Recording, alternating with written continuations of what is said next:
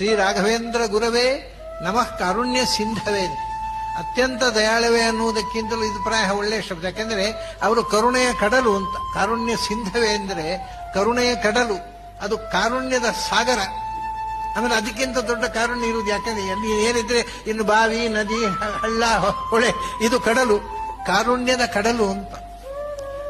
ಅಂಥ ರಾಘವೇಂದ್ರ ಶ್ರೀಪಾದರ ಬಗ್ಗೆ ಒಂದು ಸಂಗತಿ ಏನು ಅಂದ್ರೆ, ನಮ್ಮಲ್ಲಿ ರಾಘವೇಂದ್ರರ ಕಾರುಣ್ಯದ ಬಗ್ಗೆ ಹೇಳ್ತಾರೆ, ರಾಘವೇಂದ್ರರ ಮಹಿಮೆಗಳ ಬಗ್ಗೆ ಮಾತಾಡ್ತಾರೆ, ರಾಘವೇಂದ್ರರ ಪವಾಡಗಳ ಬಗ್ಗೆ ಮಾತಾಡ್ತಾರೆ. ಅದರ ದೊಡ್ಡ ಪವಾಡ ಏನು ಗೊತ್ತುಂಟ? ರಾಘವೇಂದ್ರ ಶ್ರೀಪಾದರ ಗ್ರಂಥಗಳು.